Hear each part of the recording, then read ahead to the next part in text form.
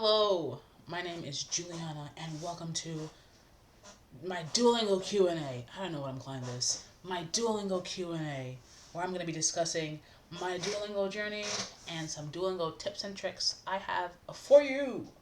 So, shout out to Gladiator and Heels 181 for prompting this video with your fantastic questions. And so they asked for an update on my Duolingo learning and the why for why I've decided to do so many languages on Duolingo. And so what languages am I doing on Duolingo? And I'll go in order of, to best of my recollection, the oldest I started on Duolingo and the most recent I've added. So, Spanish, French, Brazilian Portuguese, Danish, Russian, Japanese, Swahili, and Turkish. We're going to group them to get to, three together. And then Italian. I'm also doing Duolingo math and music. Those aren't languages outright. Well, they are. But we're not going to talk about those mostly in this video. So again, Spanish, French, Portuguese, Danish, Russian, Kiswahili, Turkish, Japanese, and Italian. Those are the languages I'm actively learning on the Duolingo platform. So the why. I'm going to try and be quick and succinct with this. Spanish, the why.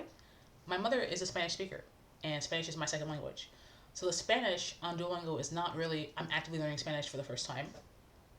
I'm learning Spanish to try and brush up on my Spanish writing, Spanish reading skills, because I learned Spanish in the Dominican Republic when I was in the 4th grade, and then I came back to the United States. And my active speaking of Spanish was not super consistent after that. I, on my own, kind of was like, I don't want to speak this anymore. I don't necessarily like the community of people I'm speaking it with on a regular basis. And so I don't want to speak this anymore. That was one of the reasons that led to me not speaking Spanish for a period of time. Eventually I picked it back up, but it just wasn't the same, right? When you go from speaking it in school every day, when you go from being in a country where you're speaking nothing but Spanish to other people, to struggling when you come back to speak English, and then deciding to drop that language in terms of speaking it, it's just not the same. And so for the most part, I understood fine. I understood fine, but I didn't speak it actively. And so I wasn't necessarily reading it regularly. I was watching novellas. I had people around me who were speaking it. So there's that. French. When I came back from Dominican Republic, or as I was coming back from Dominican Republic, the idea was, well, you learned Spanish so easy. Why don't you try French next? The Spanish, because, a large amount of people in my family, several generations, had been in a Spanish-speaking country primarily, and then I also have Haitian ancestry. So the idea is, Haiti, right over there, French, which is funny given Dominicans, but Haiti, French. So when I came back to the United States, eventually when I started middle school, and we were given a choice to pick a language to study, I chose French. And so from French in middle school all the way on through college, where I eventually earned my degree in French, that's been my longest formal education in a language, French. And so again, those two on Duolingo were never for, this is my first time learning those languages, let me hitch my wagon onto Duolingo.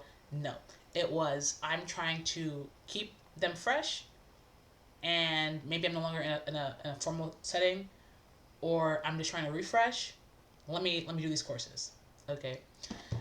Portuguese, I don't remember exactly why, but I imagine it was probably that it's not a far jump from French and Spanish to Portuguese. There's especially Spanish to Portuguese, Brazilian Portuguese. Real easy to slide into that. And then with the combined background of the two Romance languages, let's just jump right in there. Okay. Now Danish, I couldn't tell you. I couldn't tell you why I decided to start learning Danish. I wish I knew. Truly, I did. I wish I could rack my brain and dig the reason out, but I don't know why. But I did at some point, and it was great. And I guess this comes to my first. This comes to one of the points, or this comes to reiterate one of the points. One of my first tips with Danish. And this was back when Duolingo had extensive notes for each module unit, however it used to be divided. I don't remember. Danish was one of the first ones that I was actively taking notes in. Again, best of my recollection. I had my notebook and I was taking the notes based off of the notes of the module. And if I had other questions and other stuff, I would take those same notes at the same time too. So Danish was one of the first ones I was doing. And so at some point I finished the Danish course. Cool, great, fantastic. And now it's the Summer Olympics that were in Rio. I want to say it was 2016. And me and my friends were all watching the Olympics virtually, watching the fencing for the Olympics virtually, different places, we're in different states, and we're talking, la la la la. And I'm trying at this point to get people to come on, join the Duolingo train. Specifically, join the Duolingo Danish train, right? And because, and I'm telling them how I thought it was great because Danish doesn't have conjugations for each person, each each tense, whatever. It's the one word for everybody for the tense. And people aren't about Danish though, right? And so the idea is, well, let's all learn a language. Let's all decide on a language to learn. What about this? Nah, I don't like it. What about that? I did that before. What about this? No.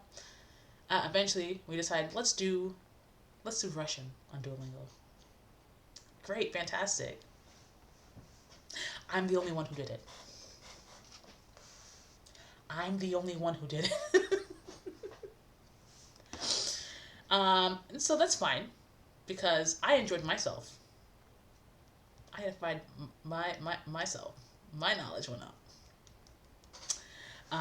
And Russian was probably the one at that point I had taken the most notes for, because when I was trying to tell my friends, on Danish, the thing is that as English speakers, it's relatively easy to jump into Danish. It's similar enough to jump into Danish, right? Russian, however, whole new, different bag of tricks. But Russian is a lovely language, especially song. It's a very melodic language, which is not necessarily what you would think. I think, but very melodic. Danish, especially sung, is too. And again, so when I was in the Danish course, one of the fantastic things I came across were channels that were focused, dedicated to sharing the joy of Disney songs sung in Danish. And shout out to those channels because y'all helped me out so much. So much. Because at some point you start learning a language and the whole thing is, how is this said? How does this sound? What do people sound like when they speak this language? Music was really accessible. Music is a quick, accessible thing to you. Especially since the Danish Disney channels have the songs often in with the Danish subtitles and with the English subtitles. So you can read both at the same time and follow along with what's being said. You're translating. You're also hearing how words are said or how they're shortened for song purposes. And that's something that we also did in college. French professor would give us lyric sheets. And the lyric sheets would have words missing. And she'd play the song. And she'd play it again a couple times and then we would go over what words we heard or what words we thought we heard. And so that's my number one tip. If you're looking for improved listening comprehension, you have to expose yourself to media. Back to French. In high school, I watched France 24 that was airing over the air in New York City for whatever reason. Like every day after school, I would come home and I would watch France 24. And France 24, the live French transmission, being that it was live, doesn't have captions. So that was, excuse me, what? What was it? And this was around the time, I want to say, this must have been 2006? This must have been 2006. This is 2006, at least. I don't think I started in 2005, but it was 2006 at least. I think that's when the World Cup of France came second was. And so, I'm listening to French media at that point. I'm also going to the library regularly and borrowing film to watch, film in French to watch. That's probably where I first heard of the Criterion Collection. I'm still listening. I'm listening to French film straight. This is well before Netflix, so it wasn't like, oh, I could just go online. No, this is me picking up. Were those VCRs at that point? Were those cassettes? Those are probably cassettes. Those are probably VHS. Damn. Anyway, this is me picking up movies. Yeah, I think it was VHS. This is me picking up movies to watch, but they were in French. And so, my first tip is you have to be able, or you have to make attempts to improve your listening before you focus on your speaking. And so to improve your listening, you have to expose yourself to media, to spoken media, whether that's movies, or that's TV shows, or that's music. Even in English songs for me, I can't understand what's being said half the time, and a lot of times I have to go actively to the lyrics. So especially when you have a song that already has lyrics out, but the repetitive nature of music listening, especially if it's music you like, if you can find music you like that's in their target language, read along the lyrics there. Sing along with the lyrics there. And then, move on from there. If you're watching a movie or watching a TV show, read with the subtitles. Read with the subtitles. If you have access to one, stream, emission, whatever, watch the news in your target language from a local source, Watch the news streaming coming out of the target language country or one of the target language countries, whatever. So you have to improve your listening. And so after Danish came Russian. And Russian, again, something that I think by the time I started Russian, I maybe already had a Russian music playlist. I'm not sure which came first at that point. But Russian followed. And Russian, I took a lot of notes. And I guess kind of another tip that's kind of similar to the first tip, or essentially is the same tip. I recall in my Russian notebook, because this is again when Duolingo had the notes and when they had the forum. And the forum was great because you were communicating with native speakers or people who are learning the language, and you were discussing, why is this way? And if it's a native speaker, they'd say, it can be this other way you're suggesting, but we as native speakers will tend to use this way because la la la. The forum was great because you got cultural context, and you got, the context of in regular everyday speech, as opposed to like, here's it, in its formal manner or in its technical manner, as opposed to this is how people actually say it. So the forum was great, but in Russian, when I was taking my notes, I recall, I don't even know where I came across it, but I had saved in the sheets at some point a box for soap, a bar soap. Why did I have that box of bar soap saved? The box of bar soap had whatever text was on the box of bar soap in several languages, including Russian. So I think it had the ingredients. Maybe it had the company name, whatever, blah, blah, blah, blah.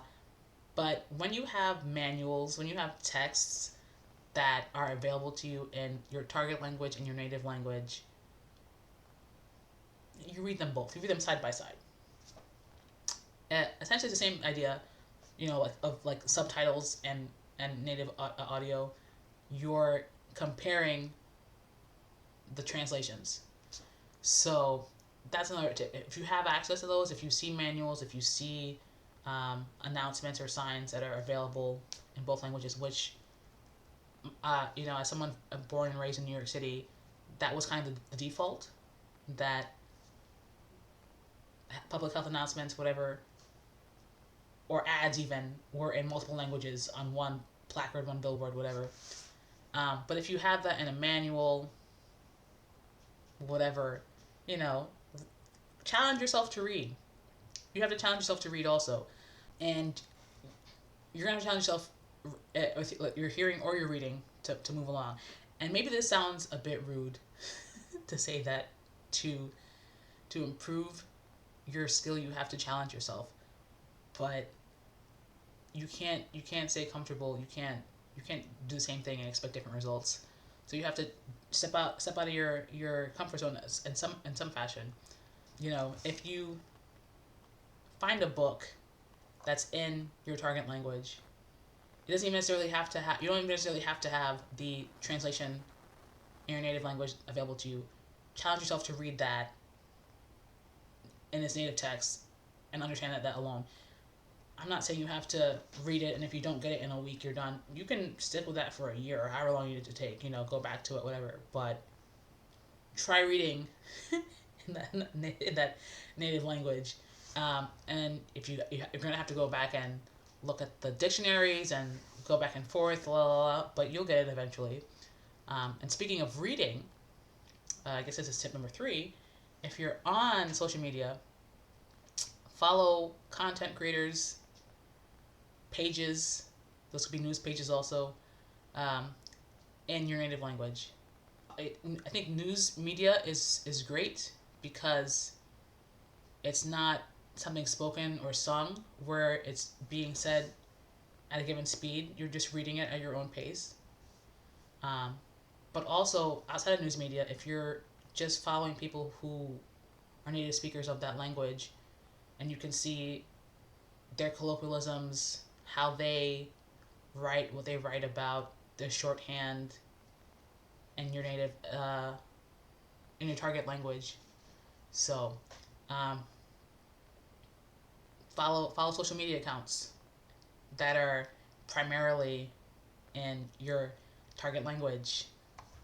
At some point, I moved on and I added, and I believe this is the order I added them in, Swahili,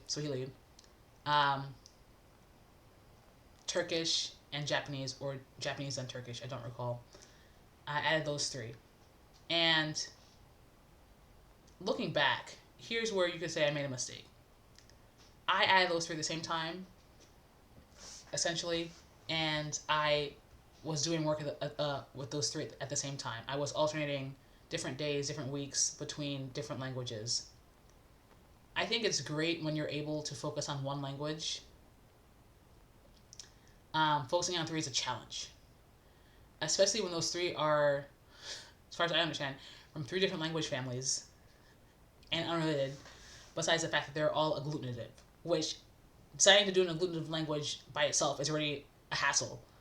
3 of them, another hassle. And then Turkish and Japanese don't use the Latin alphabet. Japanese has its 3 systems. Turkish has its Turkish orthography. I don't know if that's considered also Latin, partly Latin. I don't know what you consider that. And so that's been a hassle. In terms of why, for Swahili, I think I wanted to do a break from, learning European languages. I wanted to learn African language.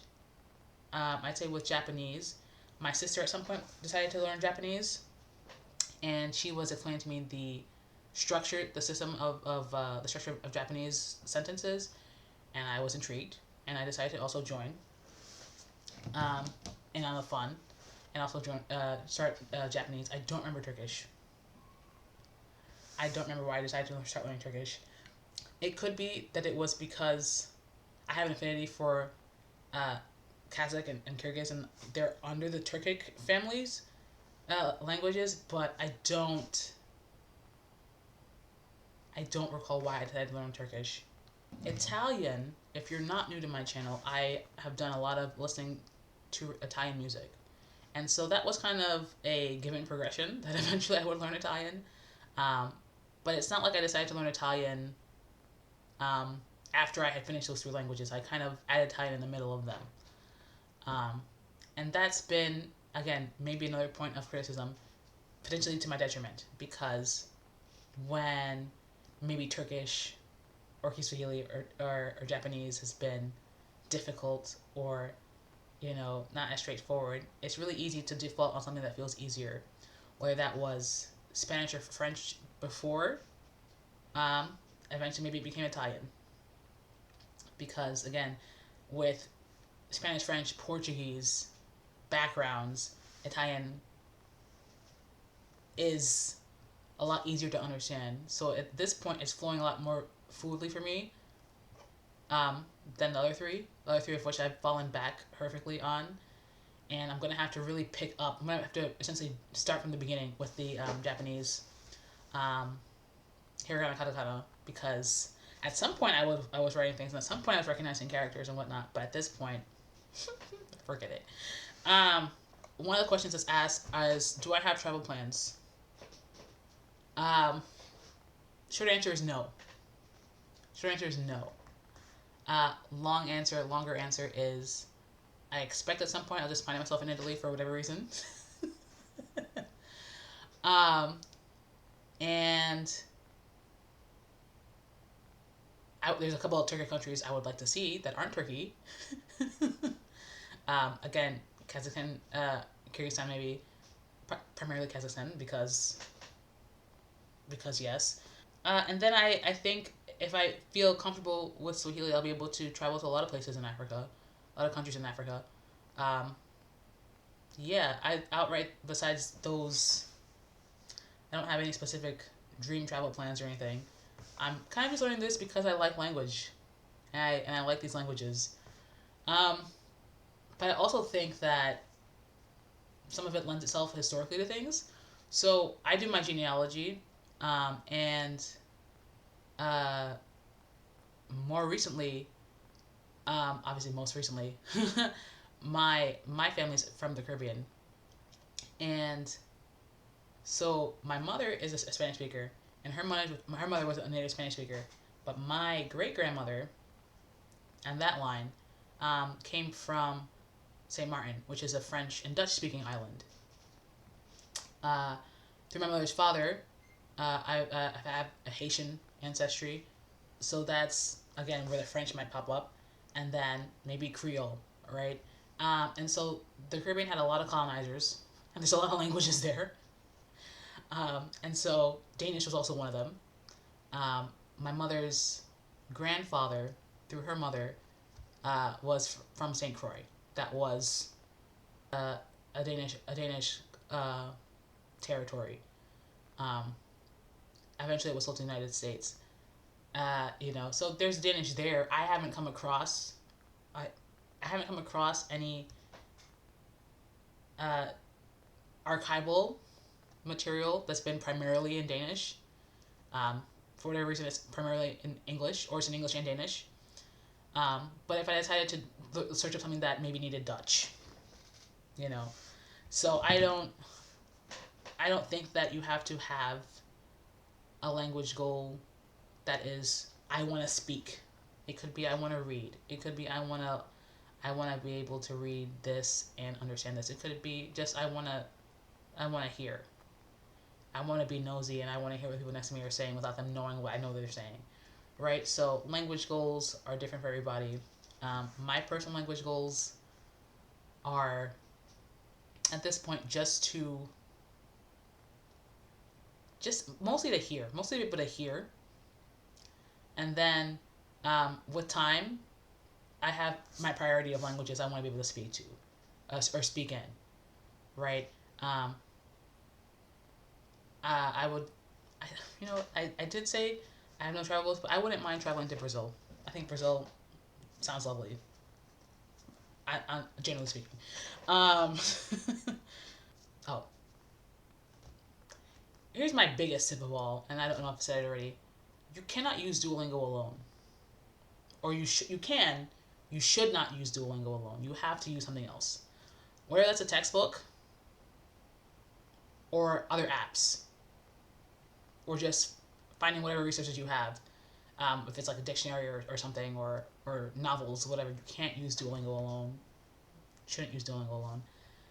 You have to use something else. Russian was great with Duolingo because I was using other apps. I was using Monly and I was using Memrise. Memrise was great because it had the flashcards, right, and it had different things you got, and it built up your vocabulary real quick. Monly was a lot of the same, and it didn't necessarily change month to month, day to day, but it was a lot of the same. But Memrise was great. I think you need to build up your vocabulary.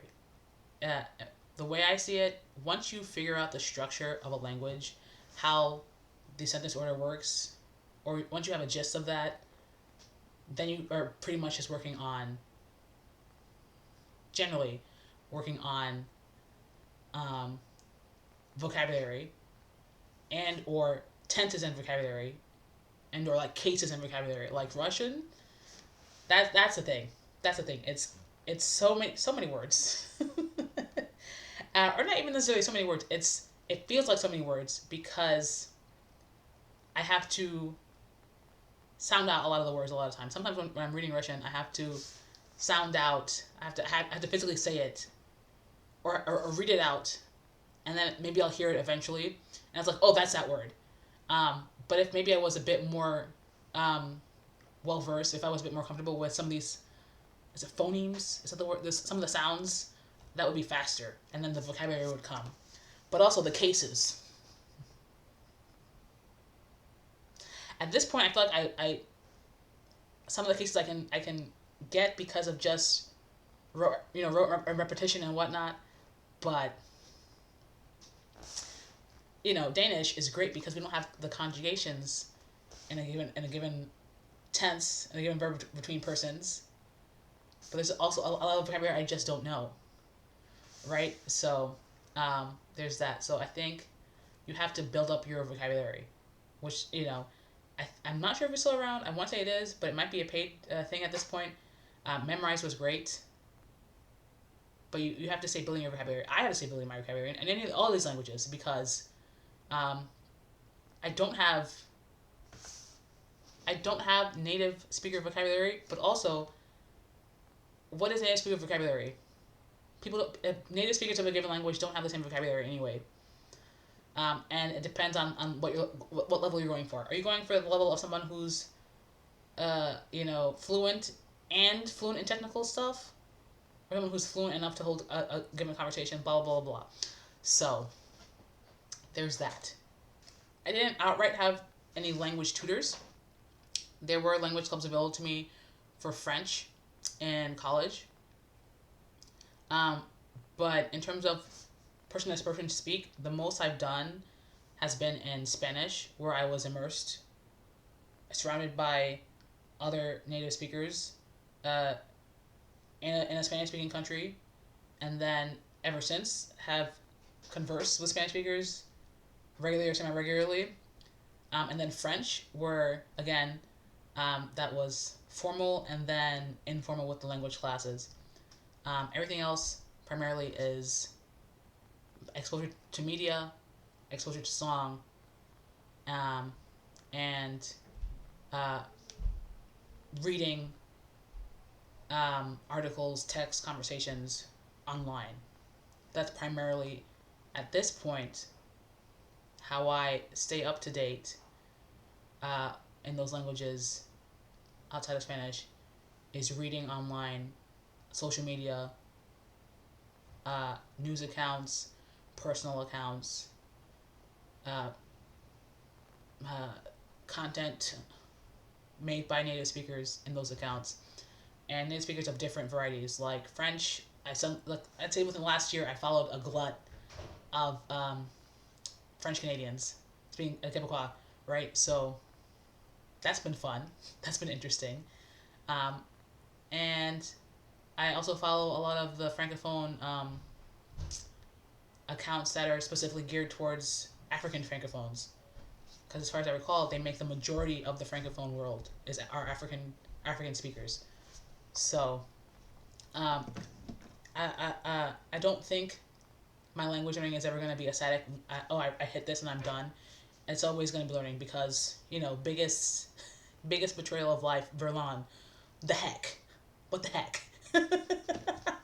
Once upon a time, I was making moves to study abroad, and glad I didn't, because I would have been so upset to get there. It's just like, I don't understand. I don't understand. So there's a lot of languages. In terms of French, I love to hit up all the French Caribbean. I love to do that. I love to hit several of the French African nations. But also, all those French African nations have other languages that sound more interesting to me. I was just telling a friend the other day, I would love to learn. He was saying he would love to learn. What did I say? I said, if you could end up being fluent in a given French, what French would it be? And I asked him, and I said Canadian French or France French, and he's like, Swiss French. And then he's like, maybe Senegalese French. I'm like, yeah, but at that point, Wolof sounds better to me to learn. I would prefer to learn Wolof at that point. So those are my travel language goals, right? And so in summary, I think if you're looking to improve your communication skills, you have to, above all, have the confidence to start speaking in the language. If you feel like in your head, which this has been the case for me a lot of times in several languages, I've reached the point where I'm thinking in this language, where I'm thinking and I'm making the conversation and the sentences in my head. In my head, I'm going, yeah, that's how you say that, or just straight out in my head, hearing the sentence, the conversation in that language. But the idea is, how would I say it with this person? And I go over that in my head as well. And then I start to speak, and she's like, so I think there's a large portion of it that's confidence, or at least willingness to attempt, right? But then also you have to get to that point. I think you have to, in my opinion, primarily you have to increase your listening comprehension, which comes through again, in my opinion, and I suppose experience, comes through immersion. So when we went to Dominican Republic, and there I was, daughter of a Spanish speaker, but I didn't speak Spanish at home. My mother spoke English to us primarily at home. And suddenly we're in Dominican Republic, and they're asking us why we're here. Some neighbors, oh, nice to meet you, blah, blah, blah, blah. I'm 8, I'm 9, whatever. And I'm trying to say I'm embarrassed. And everyone makes that mistake of, embarazada, and it's just like, that's not the right word. And that was a whole bag of things, right? How did we learn Spanish? One of my aunt's neighbors was a teacher, and she just outright, I think, just started speaking to us in Spanish. Everyone around us just spoke to us in Spanish. And so you kind of were forced. Again, also, though, I had the neuroplasticity of an 8-year-old. So, maybe not the best example. But immersion. I think immersion, if you can't be physically immersed, you have to immerse yourself and surround yourself with media, with people speaking. And eventually you'll start to pick up words here or there that you will connect to other meanings here or there. And then you'll be hearing sentences, and you'll hear cadences, la la la la la. So you have to make sure that you are working on your listening. And then you have to build up your vocabulary. And you just have to be willing to try. Because people are always going to try and bring you down. People are always going to be haters and knock you down when you try. But, yeah. I know I can't really say too much about a lot of these languages in terms of like speaking super comfortably. Because I'd say of all the languages that I've mentioned, I'd say probably only like two of them. I would be like, I can speak this, um, super comfortably. Because otherwise, my I can speak this is I can speak it low and I can speak it like this.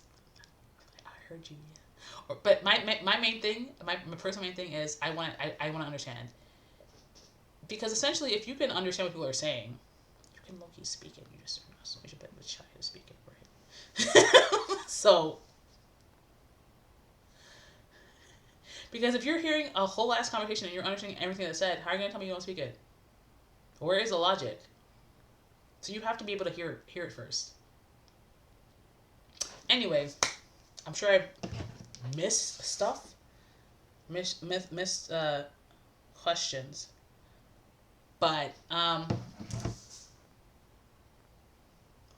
my tips for learning, improving your comprehension, your listening and speaking comprehension, because I believe one follows the other, is you have to immerse yourself in some fashions, and you have to challenge yourself to read and or listen, uh, and thereby increase your respective comprehension skills. You have to challenge yourself to hear and struggle and train your ear, and you have to challenge yourself to speak. But I think the more you hear native speakers speak, you will hear the difference between yourself and how those speakers speak, and where they put the emphasis and how they accent things. Because you could be that person that speaks, that is fluent in a language, but still has your native accent, which I think is great and fantastic. Actually, I come around to that, to you know, to discard that way of thinking that is, you have when you learn a language to fluency, you have to sound exactly like a native. You don't have to do that. That's weird. I'm not French. Why would I sound like a French person? Why would I have to sound like a French person? Can that French person understand me? Do I sound confident saying what I'm saying? And is it correct? Yes? Then leave me alone. What are you doing? You're gonna clock me as a non-French speaker, and that's okay. Unless you're ripping me off. So anyway, um, tip number one: improve your listening. That's pretty much the basis of everything. Improve your listening, improve your reading comprehensions, and I think speaking will follow. I'm sorry if this sounds rude or mean or dismissive. I don't mean it to. That's just as I think of it. I guess what I would tell anyone. Because if the idea is you can't understand anything native speaker has to say, you have to, you have to be able to hear what they're saying to respond. To have a conversation, you have to be able to hear what the person is saying. So, anyway, thanks for watching. If you have more questions, feel free to put them down. I probably will make another video. Again, my current streak is about, I think, 27. I have like 30 minutes. It's like 2,713. No, I did it for today. 2,713 days is my current streak. But that also has streak freezes and whatnot. So,